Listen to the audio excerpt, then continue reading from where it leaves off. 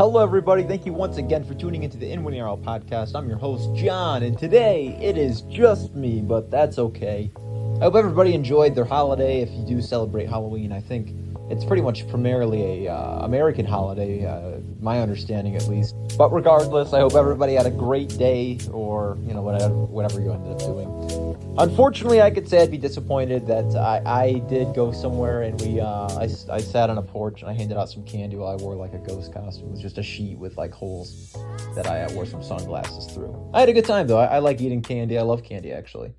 And my sister and her husband and her little daughter, so my niece, dressed up like a hot dog, and they were hot dog servers, or they look like waiters. I thought that was just so cute.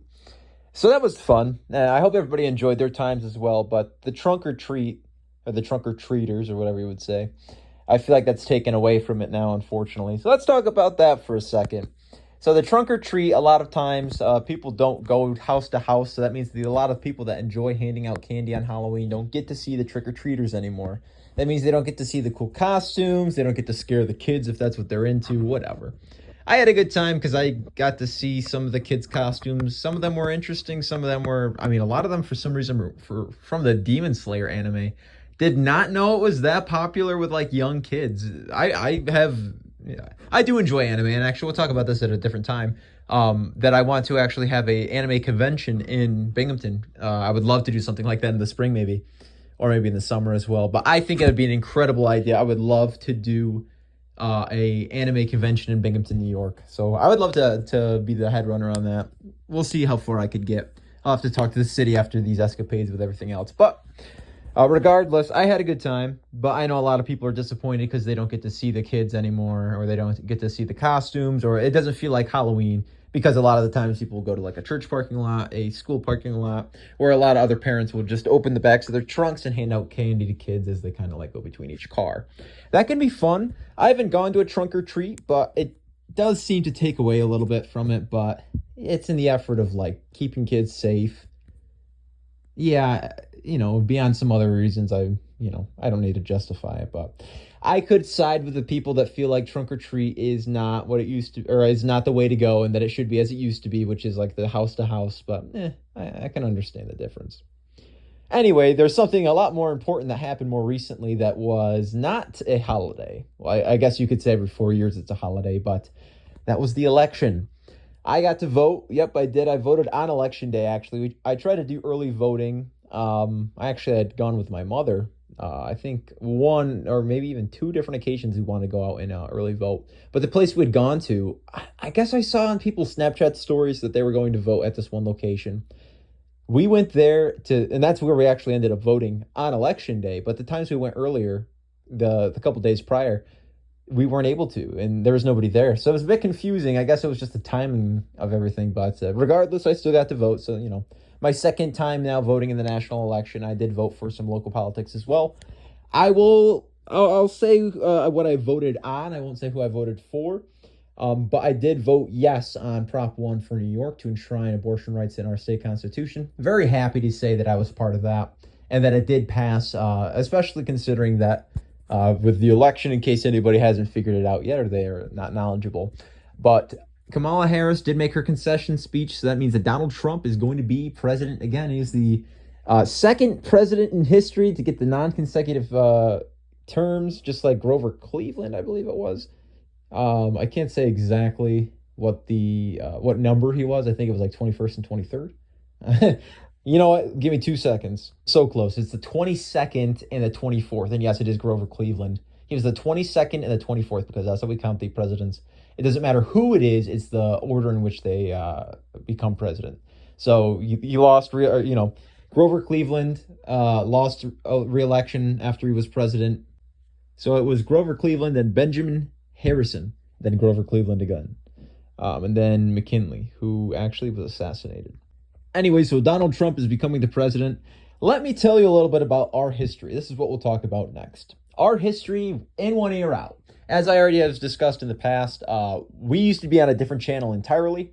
I had a lot of fun doing the podcast, but the people I did it with, we ended up deciding to do different things. I decided to spend more time investing into my ice cream business, which eventually I, still is operating today. Not as it stands right now. The season, it's November, it's in upstate New York, so can't really sell ice cream right now. But regardless, I decided to restart the podcast on this channel, just myself, if that wasn't obvious to anybody who's watching. But with that in mind, you have to remember that we have something going on, or we had something going on, past tense, in 2020. Basically, our foundational value was the fight of misinformation because of COVID-19. There was an absurd amount of COVID-19 misinformation and disinformation campaigns to dissuade the American public to believe in the facts and to question everything, which, yes, it's a good idea to question everything, but to be a skeptic to the very core and for your for your principle to be just the idea of wanting to be skeptic. That is not, it should be skepticism in the realm of, a productive skepticism. So that's like, okay, I'm not going to just give my kids any food so they can eat whatever, I want to know what's in their food. That's a healthy amount of skepticism.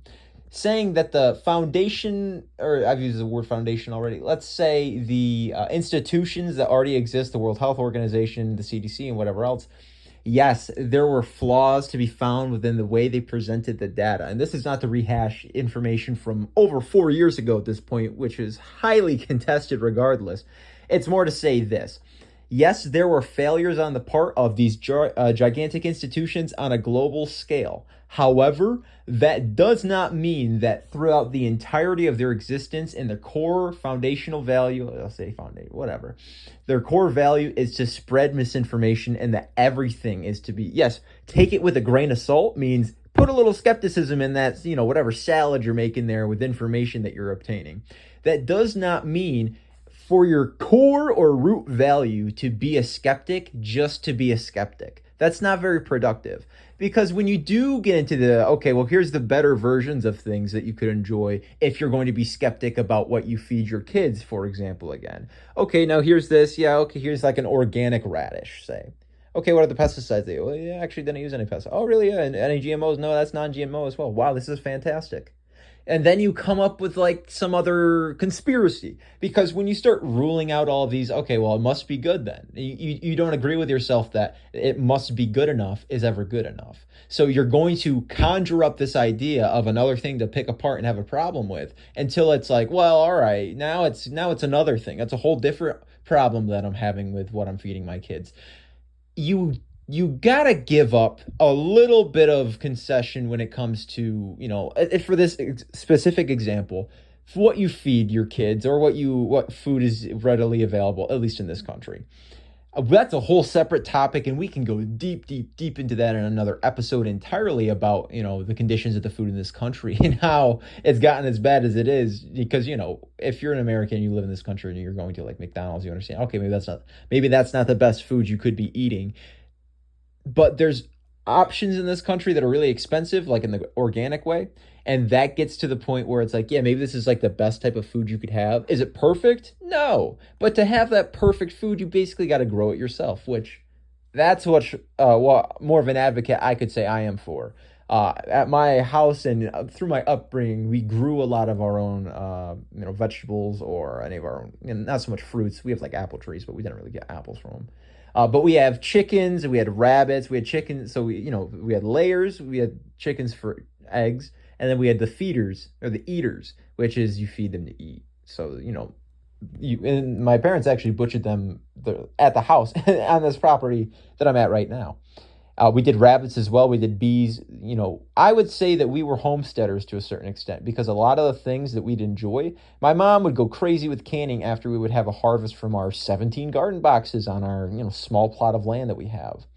We've done a lot. And it's with that I want to I want to bring that to my kids once I have kids and show them that this is a good way to live. So if you're going to be a skeptic, you can absolutely be a skeptic and you can find alternatives that satisfy your skepticism but you have to want to find something. It can't be skepticism on the basis of just wanting to be a skeptic because it's not productive, like I said. But moreover, if you're not a skeptic with a value of what you actually should be looking for, then nothing is going to satisfy whatever, you're never going to find what you're looking for is basically what I'm saying.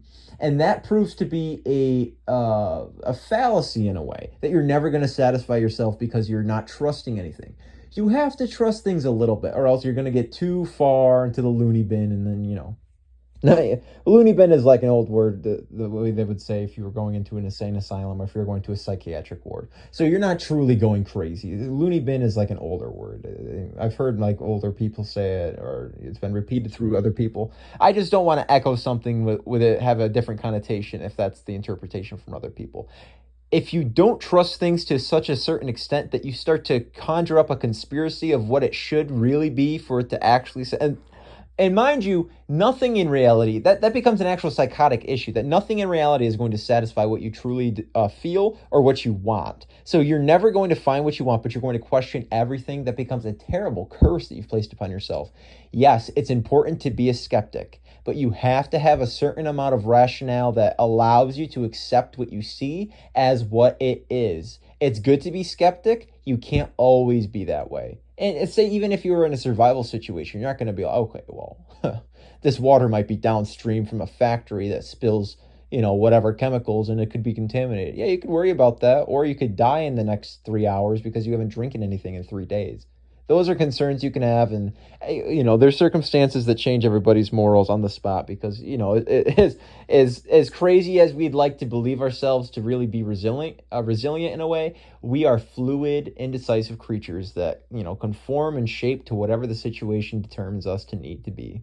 We're like water. What does Bruce Lee say? Be water. Formless, shapeless. You put water in a cup, it becomes the cup. You put it in a glass, it becomes the glass. I think that's a good quote, and I think that's a good way to be as well. But, all of this is in the way to say that we're coming back to our roots. And that's another thing we wanted to talk about, is that we're coming back to our roots because Donald Trump is the president, or is going to be the president again. And with that, we can surely say that there will be a lot more disinformation, whether it be from him or whether it be from whatever he deems to be fake news or any other extra sources. But we are understanding that the last time he was president and there was a massive pandemic that led to a lot of information being spewed out from sources that were, semi-reliable, not reliable, had a political bias, or had intention to promote disinformation or misinformation. We want to basically get ahead of the ball here. So it's with that in mind that, yes, we are returning to our roots. We're going to be religiously fact-checking ourselves and other people as well. I actually did that just now. We don't do these live, or I say we. I don't do these live yet, so it makes it very easy for me to make sure if I say something, I can just fact check it. But furthermore, I would love to have somebody, I'll put it this way. The best way to do the podcast would be in person, me sitting across from somebody else, and then I got somebody in the background working the cameras, working the sound, making sure, he can run something through Google or a chat bot or chat GPT, or ask a question on some forum, or whatever he needs to do so that we can get a live result. For the time being, because we're not live, I'm able to just stop the recording, go to chat GPT if I have a specific question.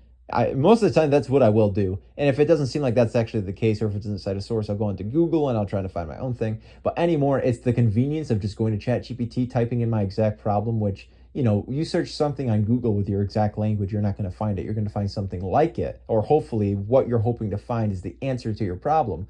But ChatGPT is, maybe this is an endorsement of ChatGPT because I do use it every single day. And I'd suggested to my grandfather who, and this is kind of like a sidebar entirely, but my grandfather's had cancer for a very long time, about 9 years at this point, I believe. And so it's with that in mind that I want to allow him to try new things and always have an opportunity to satiate his lust for knowledge and new things. So I sent him ChatGPT and I said, hey, check this out. And I'm not sure how much he uses it, but I think it's phenomenal. I personally use it every day because it's very nuanced with its answers to questions.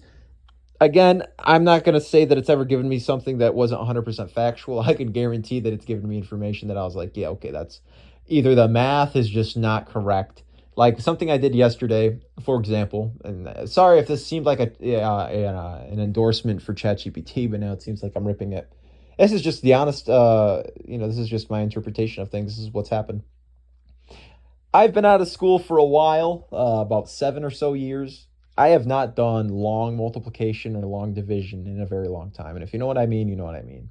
Oh, I mean, I'll disclose. I can't just hide things because I need the exclusivity of certain people knowing what I'm talking about and let the others just not know. Long division is that, you write the one number to the left and then you make like a box almost, like a say half of a box. Imagine you're drawing a right triangle upside down, but you don't draw the hypotenuse. That's what you do basically. And then it's in that box that you write your number. So if you said 6 and then you draw that box or half that box for the, and then you said like 30, right? 6 divided by, or it would be 30 divided by 6, I guess. And the way that you have to go through the whole like writing it down, to explain it would just be difficult for me because honestly, I forgot how to do it. The same for multiplication, because I was interested after I saw a video of like a young Michael Jackson doing something on Instagram, and I was like, wait a second, how did he get that number? So I asked ChatGPT if it could, and I might put this on the screen actually, because I'm pretty sure I screenshotted it. It just didn't make any sense to me. Shucks, I actually did not screenshot it. That's too bad. That's not really a big deal. But regardless, it had basically done, it had said something like, if I wanted to do 13 times 7, and it said, the way that you do it is the 3 above the 7. You do 3 times 7, which is 21. So you do 21, and it wrote the 21 underneath like that was the answer to the equation. And then it said 7 times 1, which is, 7. And then it says you add the 7 to the 21, and that's how you get 91, which is the answer. And I was like, hey, wait a second. You add the 7 to 21, and that gives you 91? And the way that now I'm wishing I did screenshot if I'm talking about this deeply. But truly, I was like, I get what it means, but that's not what it says. What it's saying is that you can just add the 7 to the 2, and that makes it 9, that makes it 91, which, yeah, 100%. But that's not what it said. What it said was, so it wrote out 7 plus 21 equals 91.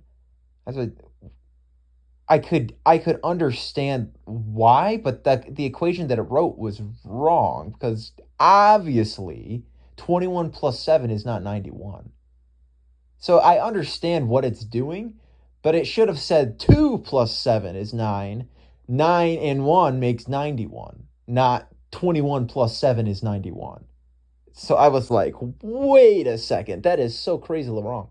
So yeah, unfortunately, ChatGPT is not the best. So you always have to double check, triple check with sources, with other apps, or with other search engines in whichever regard. But we can never be 100% sure. There's always going to be that 99.99998 whatever. You get to a point where you can just, and this again, more what I'm talking about, you have to just concede and say this is good enough. And if you're wrong, you gotta be prepared to say you are wrong and then fix it at that time, because that's the best you can do. If the best you can do is get that information and you're still wrong, the best you can do after that is to at least own up to it. Say, yeah, I was wrong. We were wrong. This is the true information. This is why other people should follow in our footsteps when they're wrong about information, because this is the way it should be. Otherwise you're just facilitating, or you're one more, link in the chain of this misinformation pipeline. If you're not going to be the person to say, okay, it ends with me, it's not going to end with you. And that's the problem. So unfortunately, to say that we are finding our way back to our roots in a way of, we're probably going to be fact checking the president of the United States a lot. I don't really want to be the political guy on this platform. Not really our interest, but just as well, I'll put it this way. A larger consensus of what's going to happen, it's kind of what was encouraged last time. With that, I'll say, if the president of the United States is seen as an example for the rest of its citizens, and they do certain things or treat information certain ways, it's going to seem very convenient for other individuals to treat information in a similar way.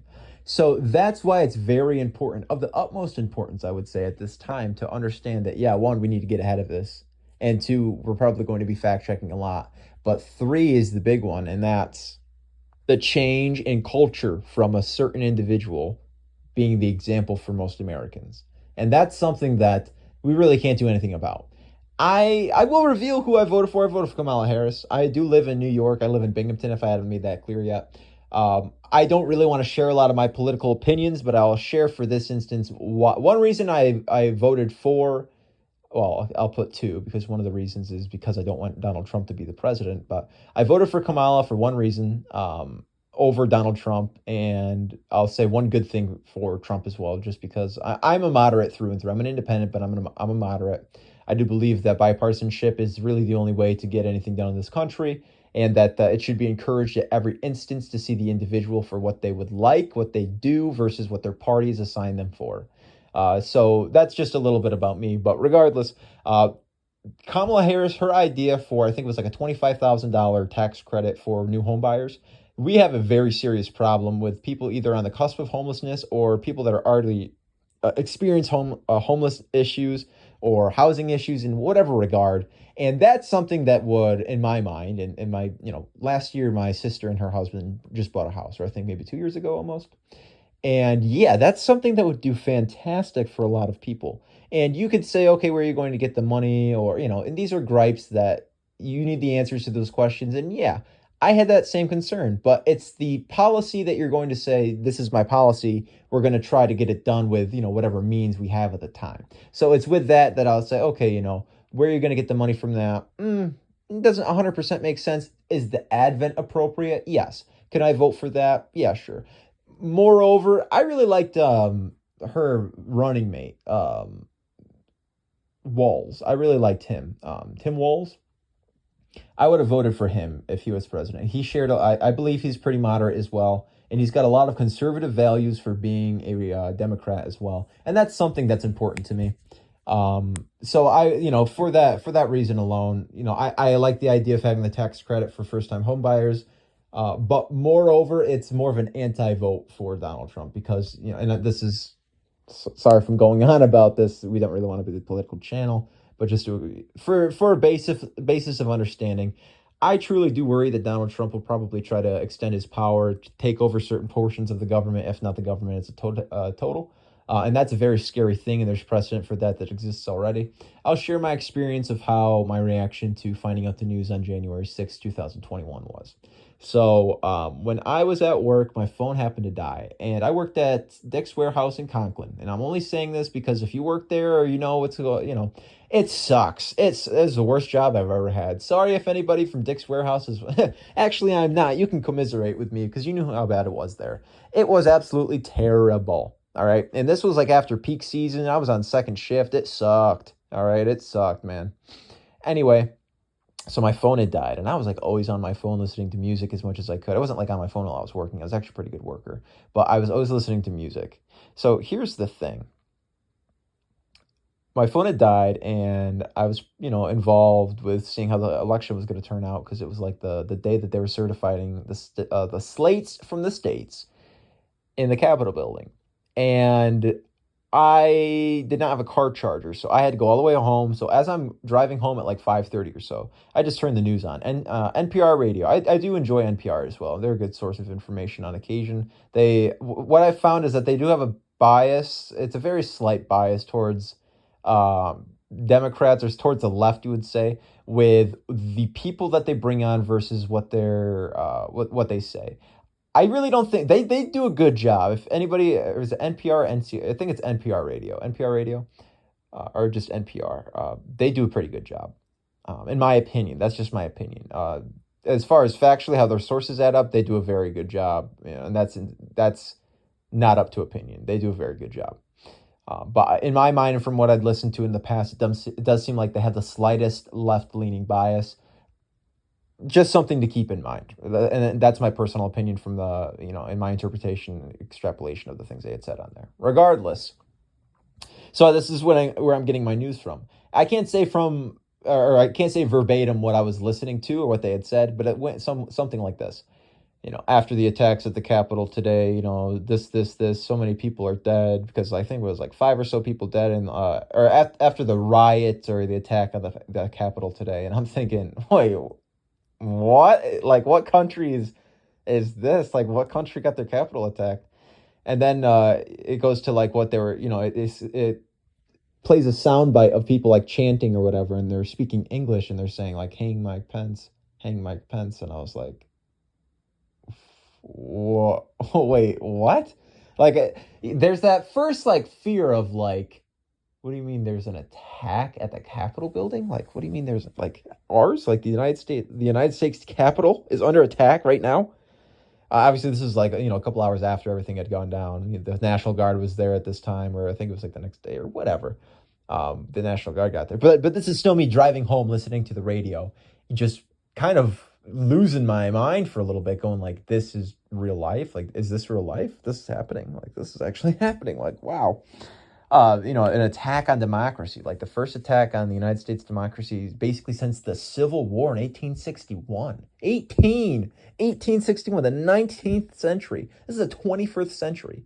Like, you have to understand the absurdity of that almost and how crazy that is.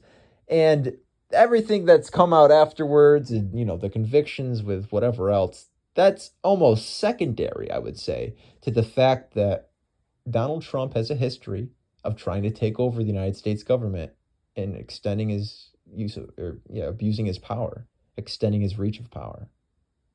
Why would you vote for something like that again?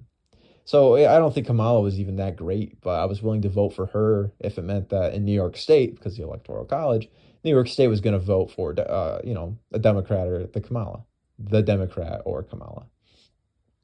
And, the last time I voted for a independent. I actually wrote in a name that I think he dropped out in March of like 2020. So it was long before, the election actually, but I was willing to still write his name in because I didn't agree with Biden and I certainly didn't agree with Trump. And at that time he had yet to try to take over the government yet. So that was like a crazy thing for me. So I think we've talked about politics enough. That's the reason that I did what I did. I don't agree with Donald Trump, and a lot of people can say what they want about him, but, at the end of the day, you're speaking for him because he's, a very unreliable source of information. So we'll say that we can't really trust what he says, and he'll encourage a culture of a lot of people probably puppeting their frustrations through his personality traits, which it's not really a good deal at all. If people are going to echo what he does and try to act like Donald Trump because they think that's the way to go about in life, that's a very toxic way to go about in life, in my personal opinion. However, this is not a political podcast. I think we tried our best to distinguish what was and what was not political content in the beginning of our early days of this podcast. But this is, now it's just a one-man show. It's just John Holmberg now. So, these are my political views. I do fear that Donald Trump will probably try to do something like he did last time, whether it be, I have heard some things of trying to repeal the 22nd Amendment so he could run more times as president. I definitely don't agree with that. Or that, he'll try to do a hostile takeover of the government. There's a good chance he'll probably try to do stuff like that. So those are my gripes with him. What's he going to do for the economy? What a lot of people are hoping that he's going to do. I'm not sure. Let his actions speak for themselves. Don't let what he says speak for himself, because, a lot of the complaints of what are the things I could say towards Biden, that a lot of people had an issue with was that he was old, or that he didn't have or there was a competency issue.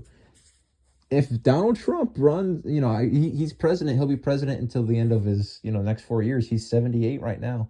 In 4 years, he will be the oldest president. He'll be 82 years old. Biden's only 81, meaning that by the end of his second term here, Trump will be the oldest president in U.S. history. There's a competency issue to worry about there as well. But I've blasted him enough at this point. I do have to say something good about Donald Trump. He does want to remove the tax on tips and tax on overtime. I'm all for that. I would love to actually see that implemented. I think that's something that not a lot of other politicians would probably say. Or maybe they would like to, but not actually do. But I mean, just as well, we'll have to see how he does it, if it's actually implemented. He also says no taxes on Social Security benefits, which I think that's a great thing, but I would doubt that most of all, simply because he basically has been trying to get rid of Social Security. So I don't understand, basically if he's trying to cut Social Security benefits, why is it, I don't know. It seems like, I forget what the analogy is for like the phrase of speech, but it seems like he's trying to do a good thing after doing a bad thing. And I'm not sure. I don't collect Social Security, so that doesn't directly affect me. I don't think I have anybody in my family actually that collects Social Security yet. I don't think my grandparents are old enough quite yet. But regardless, that's not the issues that I have.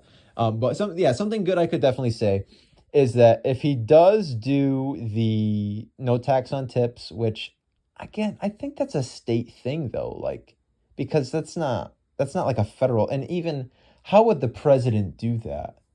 How the president can't just say, hey, by the way, maybe can compel Congress to, and I'm sure he could, to compel Congress to like pass a bill, but that's not on a state. I don't, because you still get I'm not entirely understanding how he could do that. I would love for that. No tax on overtime would be incredible, because I remember back in 2020, I was working over 60-hour weeks at times at a coffee shop job. And my father and I had figured out if I work more than like 55 hours in a week, I'm actually making less hourly because the taxes are like 60%. So you're making less than you would an hour if you weren't working overtime at all, because you get to see, if I think it is after 55 hours, at least for New York State. That's that, or it's like 56 or whatever it was. There's a certain point where the taxes bring your wage down to less hourly than if you weren't working overtime, and that's kind of like, okay, 100%, and that would do good in my mind, because the logic is, if you remove the taxes from the incentive, or you create another incentive basically to work overtime if you're making more money. That could make people want to work more, or want to work more hours. But then I could also see that being an issue, as it's exploitive of some workers. Like, yeah, they're going to make more money, but the people that don't want to work that overtime, that job or that company might start tailoring it so that only a certain amount of employees are doing the overtime, and then just shoveling all the crap work and have them do stuff they don't, oh, well, you're going to work 60 hours anyway. We might as well just have you like do this. And, it might be a really inconvenient thing for other people to work on, unless you're going to work on it just yourself for the next like 50 hours and, do whatever else. I can definitely see there's good and bad with everything. But again, I think the sentiment of that, yeah, I think it's a good idea. I agree with that. I agree with no taxes on tips, or less tax on tips, because I had struggled with that, and I had wanted that at one point, that there would not be such a high tax on tips, or tax on tips, or tax on overtime, but for both circumstances. But just as well, I'm not sure how he could implement that, and I don't really see a lot of the other things he says come to fruition. All right, we'll have to wait and see. I'm not going to be a doomer. I'm not going to say that, everything's going to go to absolute dog shit because, Donald Trump has got his hands in it. I'm worried. I'll definitely say I'm worried. If I felt more safe or secure with Donald Trump as president, I certainly would have voted for him. But I didn't feel that way. My county, Broome County, actually did vote red. It voted for Donald Trump.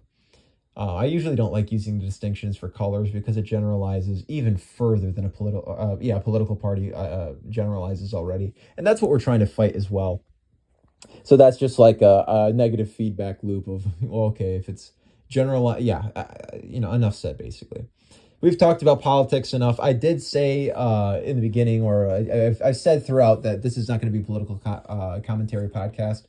I did decide that this episode was kind of going to be an exception, because we did have to talk about the election. You can't really, I did want to talk about our roots and why we started this podcast, and what the forefront of our vision and our practice will be, and that is to fight disinformation and misinformation campaigns, which unfortunately seem to have been mostly propagated through the Trump administration surrounding COVID information, which is too bad, because that's not what you like to see.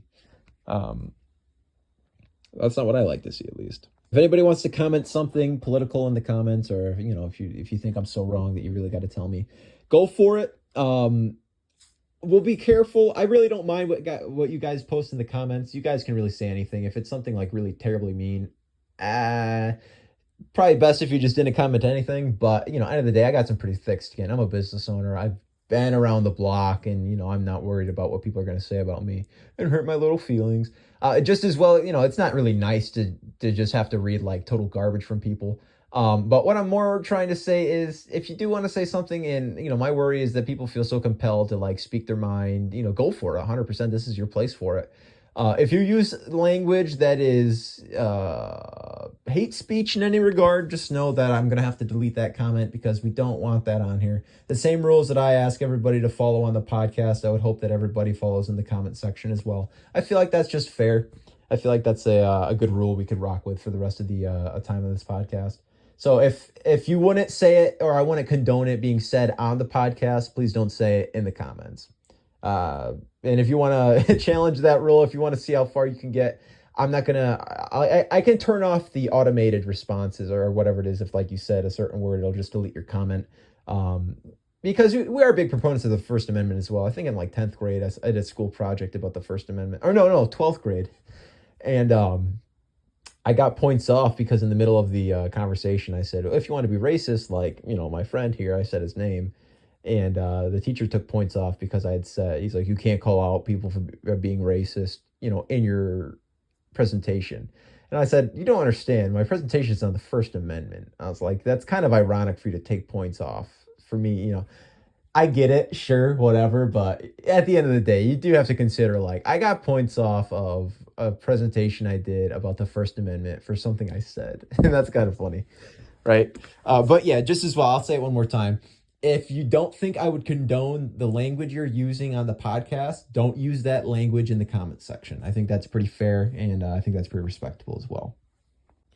One of the things I've had in mind for a while is to have some type of community or collection. We'll probably do a Discord, and this might be, there's certain communities on Discord, or there's certain ways that people treat Discord that maybe is not the best environment for what I'd like to do. But what I'm trying to promote is basically if we have a community where people all come together and they can share their expertise and they're able to be friendly with individuals online, we can kind of cultivate this idea or this garden almost of availability of skills at each people's fingertips to be shared.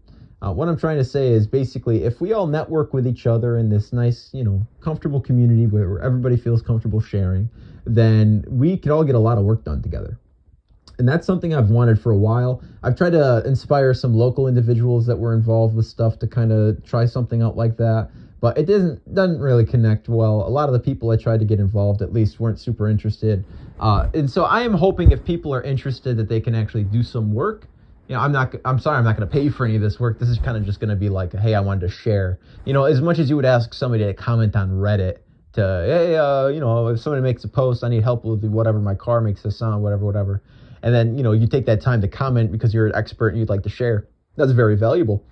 I would love if this community on YouTube or if the podcast became a community for people to come, share your expertise and attempt to help people. The entire idea of what, a lot of the things I'd like to do in life, the entire idea of my philosophy or one of the ideas is I'd like other people to just help each other because you don't understand. I'll put it in an example that's pretty easy to understand. If you had $100 million and you saw somebody that had $0, but they needed medical attention that, was $10 away to them, right? Would you help them out? I think with how you feel now, you would definitely feel compelled to spend that $10. I would wager there's people on this planet that probably have $100 million and would not spend that $10 on a stranger simply because why would they? There's no fiscal reason to actually spend $10 on a stranger for whatever reason. There's always, whatever job that person does, somebody else could get that job. Whatever role they maintain in that community or their community, I'm sure another person could do easily. Or maybe not easily, but those are the assumptions that people will make about other people if it's easier to dehumanize them. So with that in mind, yeah, if you're not you don't have that ideology, then it's going to be really easy for you to want to charitably give help. And that's kind of what I'm asking for. I'm a humanitarian.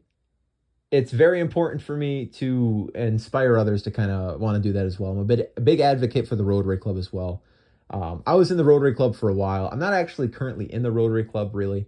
I kind of taken a break and, I more or less, I'm not in the Rotary Club at this moment, which I'm okay with. I'm a big humanitarian. I encourage others to go to try to be humanitarian, whatever effort. So if this was somehow a way for you to feel good, like you gave back to charity, share some information, allow others to ask you questions, and be courteous to the responses as well. That's all I would pretty much ask of everybody, and that's kind of the idea for a community I'd like to foster on this channel. So if you think that's a good idea, or you'd like to help out maintain something like that, please comment below. I'm going to reach out to some people that I feel like might be interested, and we could really make this a big deal. I will try to find some, I love it including the community, so I will try to find some people in my local area that are going to want to collaborate with me. But if anybody out there has some type of time and, maybe at some point you do want to get down and actually, preferably somebody in Binghamton, you do want to see what type of work you can collaborate with me, I would love to see what we could do. Like I said, it would make my day if we had me, one other person sitting across from me on a microphone as well, and then we had somebody who was behind the cameras who he could be on the camera now and then, but most going to be a sound guy, sound check, camera guy, and fact checker as well. That'd just be perfect for me, and we could expand upon it after that, or we could all have computers in front of us, or we could do whatever, but I would love for that to be, or at least that's my vision so far. So notice how I talk. I've been saying things differently. I speak forwardly, then backwardly, then forwardly again. So I say basically like I just did. Anyway, that's my vision. That's what I would like for things to look like. I think we can accomplish that, I'm sure. So if anybody would like to be interested in that, I have a checklist of things that I know I have to get done and what I'm looking for. I haven't said this yet. Obviously, I should have said this already. Sidebar real quick. Topic number 3. Not really. This is just like continuation of whatever. Today's episode, we'll take a little break, was brought to you by, and I just did it again, Socks with John. Socks with John. I don't really have a slogan to go with Socks with John, but I posted the video I made today on the YouTube channel in our shorts. That's what it's going to be. I think the short form content of having the shorts, a minute long video of me doing a sock video, and then the long form content of me doing a podcast. I think it's going to be a good mix, and I feel like we'll get a lot of good attention on here. Hopefully. But as always, the In1ER podcast is brought to you by Socks with John. Socks with John on TikTok. Jonathan_E_Holmberg. That's JONATHAN_E_HOLMBERG. How to do it so fast? Because that's his name. Everybody should be able to do that, I'm hoping. Regardless, if anybody wants to go check it out, made a video that was like 10 seconds that completely overshadowed the minute 35 or 37 video I made today. That's how it goes in the world of TikTok, however. But as always, like I said, for the third time now, brought to you by Socks with John. Unfortunately, I really don't have too much else to say today. I did have an interview earlier. It went really well. I don't really need to spill everybody's guts on here, so there's no reason for me to tell that story. It went well. If things turn out well and I hear back from them, I'll say, hey, things went even better than I thought. But you won't really get a whole story out of that. So that's not what this podcast is about for today. But as is, I think we've done all right. It's not very long. It's only about like a half hour. So we'll see how it does, maybe like 45 minutes or something like that. We'll see how this one does. We're definitely going to have some more people on our next couple podcasts. I'm hoping I can get some guests on because that's what does best. Having some people on that get to share their experience. I get to have a good conversation with, build some rapport. That's what people look forward to. And that's what keeps the podcast interesting. So if anybody wants to reach out, if they want to say something fantastic, go ahead and do that in the comments. If somebody wants to tear me apart for saying something about their daddy Trump, go ahead and do that too. I think it's hilarious, so why not? Let's hear it. Just as well, if you want to be part of this podcast, like I had said, don't be afraid to reach out. Maybe I'll leave my email in the... Probably not. Just give me a comment. Leave a comment, subscribe, hit that like button, all that good shit. Everybody's favorite things to do on... every favorite creator of yours loves saying, smash that like button, hit that bell icon, do a backflip, do a freaking backflip on that freaking subscribe button right freaking now, or I don't know, electrify 80 puppies on live television. You all right? No, nothing crazy like that, but if you guys want to show any type of support, just do the thing that you know how to do. I appreciate it, everybody.